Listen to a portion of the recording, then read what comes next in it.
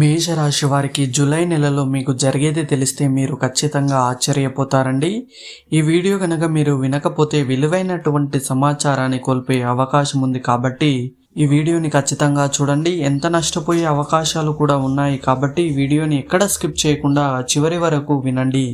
అలాగే ఒక లైక్ ఇచ్చి సపోర్ట్ చేయండి. మేషరాశి వారి ఇంట్లో ఏంటంటే రహస్యంగా ఈ దైవం తిరుగుతుందండి. ఈ మధ్య చాలా వరకు కూడా సమస్యలు అనేవి ఎక్కువ అయ్యాయి. కాకపోతే మీరేంటంటే ఆ సమస్యల వల్ల సతమతమైపోతూ అసలు దేవుడు ఉన్నాడా లేదా అనే భ్రమలో ఉన్నారు. మా మీద ఎందుకు ఈ రకంగా కక్ష కట్టావు, మాకెందుకు ఈ రకంగా సమస్యలు అనేవి సృష్టిస్తున్నావు, మనశ్శాంతి అనేది కూడా కరువైపోయింది దేవుడా అని ఫీల్ అవుతున్నారు. మాకు డబ్బు విషయం తర్వాత అంటే ఈ మధ్య తరచుగా అనారోగ్య సమస్యలు, మనశ్శాంతి అనేది లేకపోవడం, చాలా వరకు కూడా సమస్యలు అనేవి ఎదురవుతున్నాయి. ఈ సమస్యలు ఎదురైనప్పుడు మీరు ఒంటరిగా కూర్చొని ఏడ్చిన సందర్భాలు కూడా ఉన్నాయని చెప్పాలి.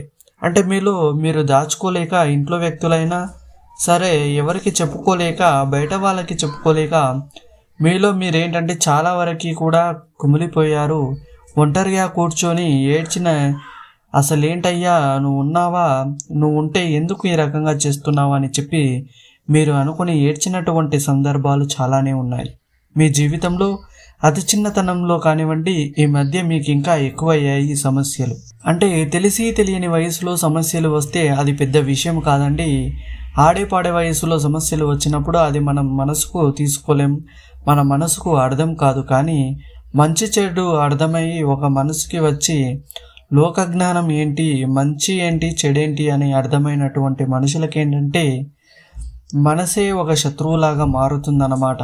మనసు అనేది మనిషి నిజంగా చెప్పాలంటే దేవుడు ఇచ్చినటువంటి ఒక శాపం అని చెప్పుకోవచ్చు అన్నమాట. ఎందుకంటే మనసు లేని మనుషులు, మంచి చెడు ఆలోచన, విచక్షణ జ్ఞానం కూడా లేని మనుషులు చాలా ప్రశాంతంగా బతుకుతున్నారండి. భూమి మీద అలా ఎంతోమంది ఉంటున్నారు. కానీ మనసు పెట్టి ఆలోచించి మంచి ఏంటి, చెడేంటి, ప్రతి విషయాన్ని కూడా మనసుకు తీసుకొని నా అనుకునే మనుషులు ఎన్ని రకాలుగానో కష్టాలు పడేవాళ్ళు, బాధలు పడే వాళ్ళకి ఏంటంటే ఏ రోజు కూడా మనశ్శాంతి అనేది ఉండదన్నమాట. కాబట్టి ఒక మాటలో చెప్పాలంటే మనిషికి నిజమైనటువంటి శత్రువు ఏంటి అంటే మనసే. మనసు లేని మనుషులే హ్యాపీగా బతుకుతున్నారు ఈ రోజుల్లో. అలాగేంటంటే ఈ మేషరాశి వారికి చాలా వరకు కూడా ఈ మనస్సాక్షికి సంబంధించి ఎన్నో రకాలైనటువంటి బాధలు కుటుంబంలో జరిగేవి ఏదైనా సరే కొన్ని వాళ్ళు తట్టుకోలేని విషయాలు అనేవి వాళ్ళకి ఎలా జరిగాయి అన్నమాట.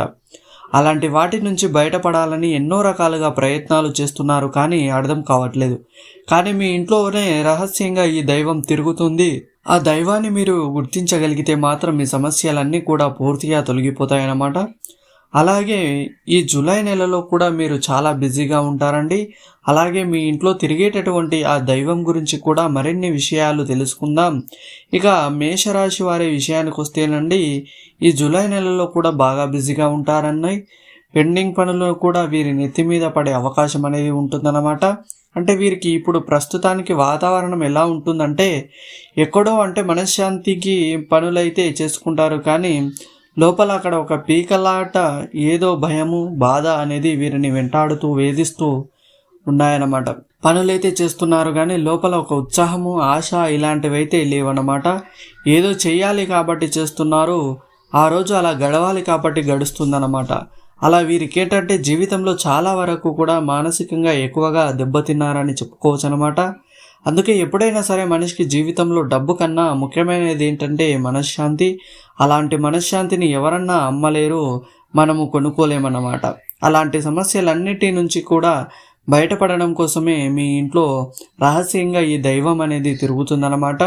మీరు చేసినటువంటి పూజలు ఫలించి మీకున్నటువంటి సమస్యలన్నీ కూడా ఇవాల్టి రోజున తీసేయడానికి ఆ దైవం ముందుకొచ్చింది.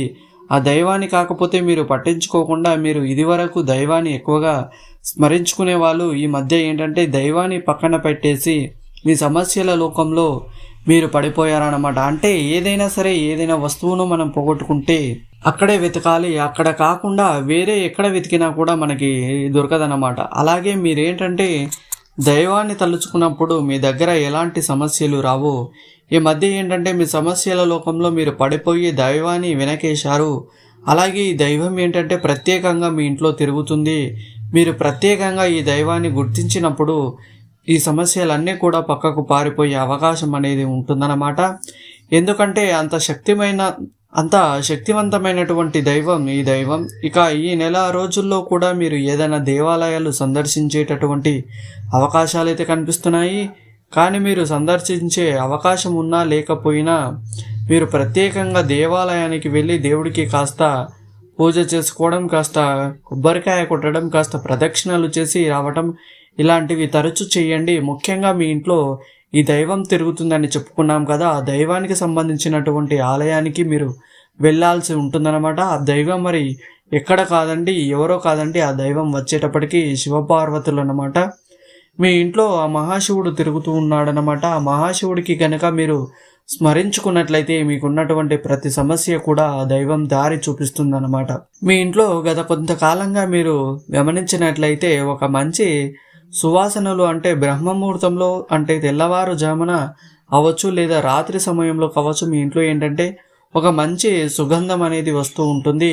మీరు గమనించినట్లయితే అంటే ఒక కర్పూరపు సువాసన లేకపోతే ఒక పూల సువాసన, ఇట్లా ఏంటంటే ఒక మంచి సుగంధాల ఒక గంధము వాసన ఇలాంటివి ఏంటంటే మీరు గమనించినట్లయితే ఒక మంచి సువాసనలు అనేవి మీ ఇంట్లో ఈ మధ్య ఏంటంటే గత కొంతకాలం నుంచి మీరు గమనించినట్లే సువాసనలు అనేవి వస్తున్నాయన్నమాట. ఆ సువాసన ఏంటంటే మీరు అంటే ఏముందిలే అని చెప్పేసి పెద్దగా పట్టించుకోకపోవచ్చు అన్నమాట. కానీ ఆ సువాసన అంత ఈజీగా రాదండి. ఆ సువాసన రావడానికి కారణం ఏంటంటే దైవ సంకేతం అన్నమాట. దైవం ఇంట్లో తిరుగుతున్నప్పుడు మాత్రమే మీకు అలాంటి సువాసనలు అనేవి వస్తూ ఉంటాయన్నమాట. అంటే మీరు పూజ చేసినప్పుడు ఏదైనా ఒక పుష్పం లాంటిది, పువ్వు లాంటిది కింద పడడం అవ్వచ్చు, లేదా ఒక గంట సౌండ్ లాంటిది, ఇట్లాంటివి ఏంటంటే ఒక మంచి సువాసనలు ఇలాంటివి రావడం ఈ మధ్య మీరు గమనించుకోండి, కావాలంటే మీకు అర్థమవుతుందన్నమాట. అలాగే దేవుడి యొక్క పటాలు కూడా కొంచెం కదిలినట్లుగా ఉంటాయి అన్నమాట. అంటే మీరు పెట్టినట్లుగా కాకుండా కొంచెం అటు ఇటుగా కదిలినట్లుగా ఉంటాయన్నమాట. అలాంటి కొన్ని సంకేతాలు మీకు కనిపిస్తూ ఉన్నాయి. కాకపోతే మీరేంటంటే పెద్దగా పట్టించుకోవట్లేదు. ఎందుకంటే ఒకసారి అది మనం భ్రమగా కూడా భ్రమపడుతూ ఉంటామన్నమాట. కానీ అది భ్రమ కదండి, నిజంగానే మీ ఇంట్లో ఆ మహాశివుడు తిరుగుతూ ఉన్నాడు. ఆ మహాశివుడు మీకున్నటువంటి ఇప్పుడు మీరు ఏదైతే మానసికంగా నలిగిపోతూ ఉన్నటువంటి ప్రతి సమస్యని కూడా తీసివేయడానికి ఆ తండ్రి సిద్ధంగా ఉన్నాడు.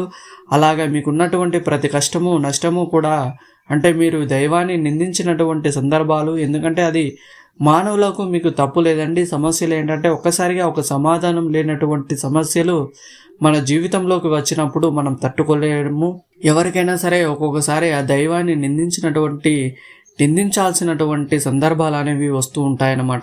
అందులో ప్రత్యేకించి మీ తప్పు ఏమీ లేదన్నమాట. ఎందుకంటే మీకు వచ్చే సమస్యలు అలాంటివి కాబట్టి అవి ఆర్థికంగా కావచ్చు, కుటుంబ పరంగా కావచ్చు, అనారోగ్యపరంగా కావచ్చు, మానసికంగా కావచ్చు, ఇలా ఏదైతే కానివ్వండి అలాంటి వాటి వల్ల మీరు అనుకున్నారు. కానీ ఎప్పుడైనా సరే ఒకటి గుర్తుంచుకోండి, మన జీవితంలో ఎన్నో రకాలైనటువంటి సమస్యలు వచ్చినప్పటికీ కూడాను మనం ఆ దైవాన్ని నిందించకూడదు. కాకపోతే మనం ఏంటంటే మానవులుగా తట్టుకోలేక మనం అనుకుంటూ ఉంటాము, కానీ తట్టుకోలేని స్థితిలో కూడా మనం ఆ దైవాన్ని నిందించకూడదండి. ఎందుకంటే అది మనం తెలియక చేసేటటువంటి మహాపాపం అన్నమాట. ఎందుకంటే దైవం ఎప్పుడైనా సరే మనల్ని రక్షించేవాడే కానీ మనని శిక్షించేవాడు కాదన్నమాట. ఏదో గత జన్మ కర్మానుసారంగా ఇలాంటి వాటి వల్ల ఏంటంటే మనకి సమస్యలు అనేవి వెంటాడి వేధిస్తూ ఉంటాయి. కానీ అది దైవం తప్పు కాదు. ఒకసారి టైం ఎలా ఉంటుందో గ్రహాలు కానివ్వండి, టైం కానివ్వండి మనకు పూర్తిగా వ్యతిరేకంగా ఉంటాయన్నమాట. అలాంటప్పుడు సమస్యల సంఖ్య అనేది ఎక్కువగా ఉంటుంది. అలాంటప్పుడు మీరు నిలబడి దైవాన్ని నమ్ముకొని అయ్యా నువ్వే ఉన్నావు, దిక్కు నువ్వే అని చెప్పి మీరు పూర్తి భారం దైవం మీద వేసినప్పుడు దైవం ఆ సమస్య నుంచి మిమ్మల్ని తీసేస్తుందన్నమాట. తీసేసి బయటపడేస్తుంది, సమస్యను పారిపోయేటట్లుగా చేస్తుంది.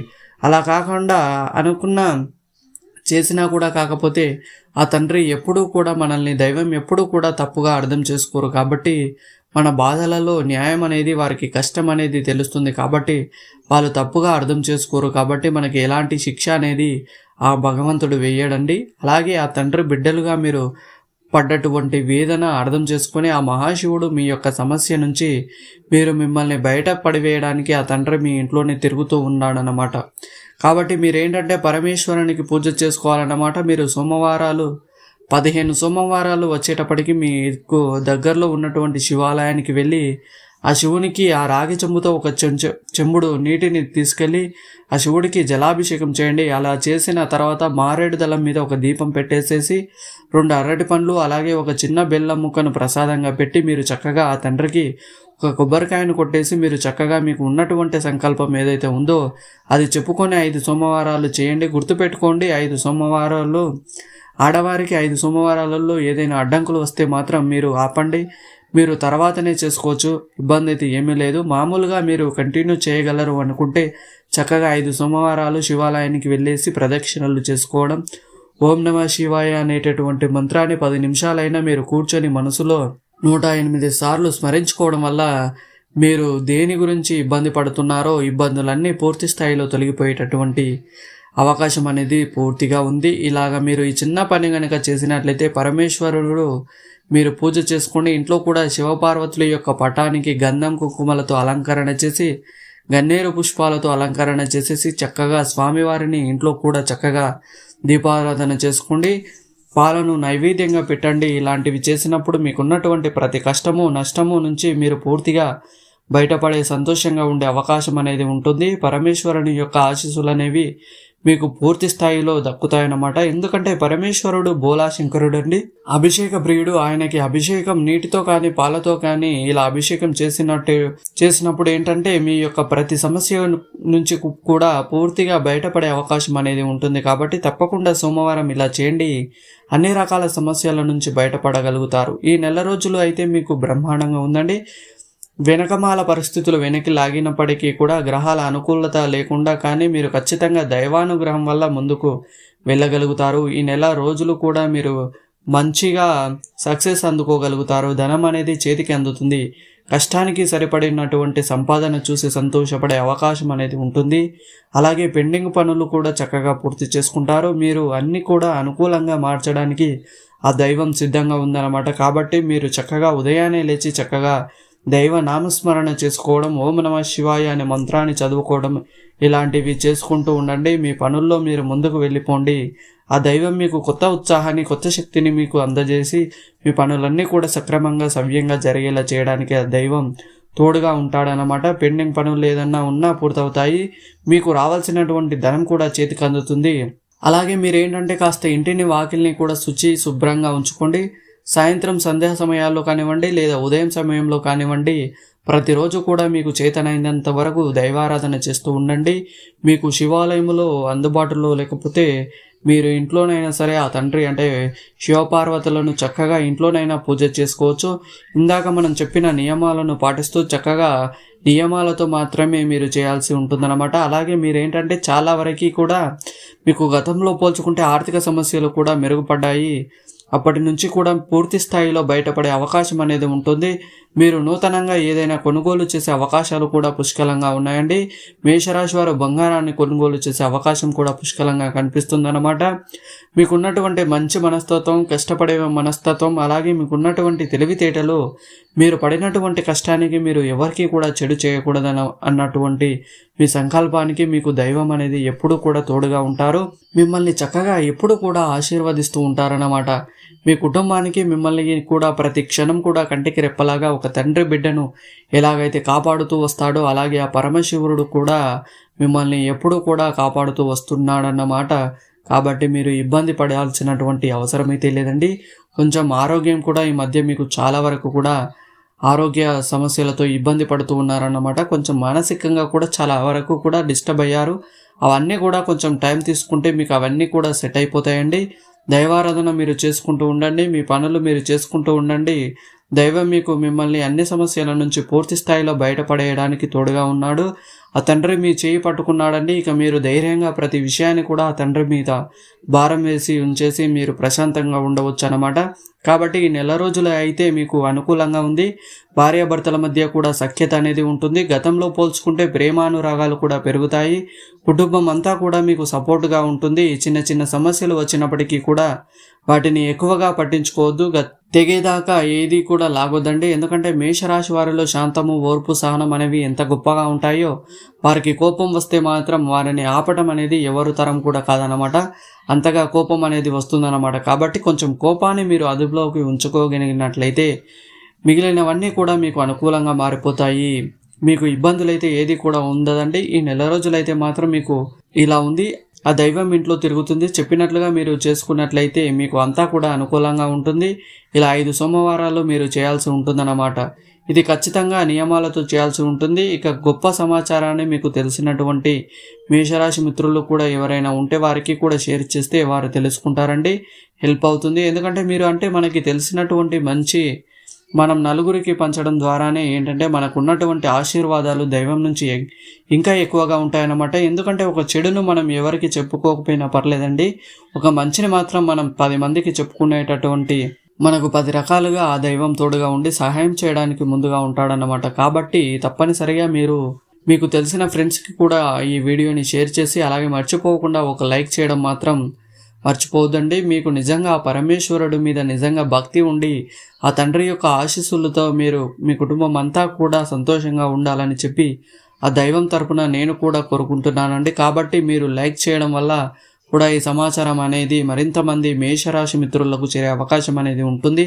కాబట్టి లైక్ ఇచ్చి సపోర్ట్ చేయాలని చెప్పి మనస్ఫూర్తిగా దైవం తరపున నేను కూడా కోరుకుంటున్నాను. అలాగే ఛానల్ని సబ్స్క్రైబ్ చేసుకొని ఒక లైక్ ఇచ్చి సపోర్ట్ చేస్తారని మనస్ఫూర్తిగా కోరుకుంటున్నాను.